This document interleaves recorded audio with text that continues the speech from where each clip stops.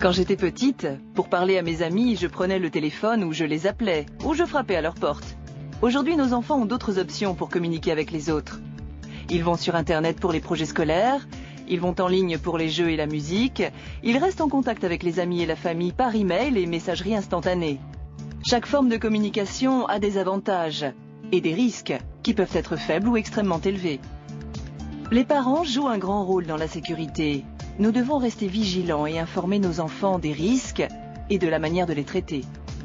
Un ami de mon fils a été privé d'ordinateur quand il a parlé à ses parents d'un spam classé X qu'il avait reçu. C'est une approche, mais on peut aider nos enfants autrement. C'est un fait, les risques existent et il est important de les comprendre. Mais on peut apprendre aux enfants à reconnaître ces dangers, à se protéger et à nous parler du danger potentiel.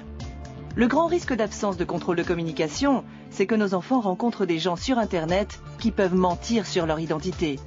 Ils peuvent tenter d'exploiter nos enfants en ligne, ou pire encore, les pousser à les voir quelque part en personne. Un autre danger est que nos enfants peuvent tomber sur des choses inappropriées pour leur âge. Des choses comme des sites pornographiques, racistes, des pubs pour fumer ou boire, même des recettes pour explosifs. Et le téléchargement de musique et de jeux de toutes sortes comporte d'autres risques, comme attraper des virus ou être accusé de vol. Vos enfants peuvent avoir une bonne expérience en ligne. Et vous vous sentirez bien mieux protégé en respectant quelques règles clés d'éducation et de sécurité. Éduquez vos enfants et vous-même sur les risques de la communication en ligne avec des inconnus. Définissez des règles d'utilisation et assurez-vous que toute la famille peut les voir. Il est très important aussi de communiquer ouvertement avec vos enfants, qu'ils aient 5 ou 15 ans.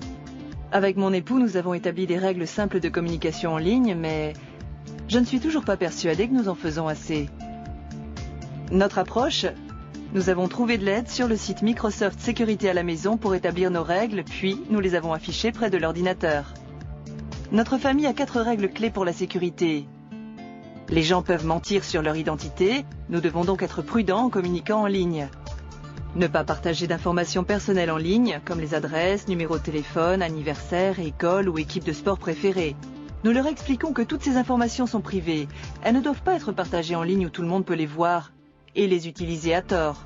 Nous parlons souvent à nos enfants du respect des droits de la propriété et disons non au téléchargement illégal. Notre règle suivante est l'une des plus importantes pour moi. Je dis à mes enfants de nous prévenir aussitôt si quelque chose en ligne les incommode. Il est vital qu'ils sachent que l'ordinateur ne leur sera pas confisqué. Il s'agit seulement de protéger tout le monde contre des gens ou des contenus nuisibles. Aidez-vous de votre ordinateur, car vous pouvez utiliser de nombreux outils pour limiter l'accès à des contenus nuisibles sur Internet, surveiller les sites visités et les emails, filtrer les emails ou sites indésirables et protéger au mieux votre ordinateur des virus.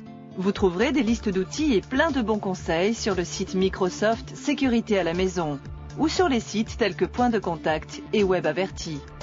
Enfin, signalez immédiatement tous les messages obscènes, malséants ou indécents que vos enfants ou vous rencontrez au Centre international pour les enfants exploités ou disparus, Cybertipline.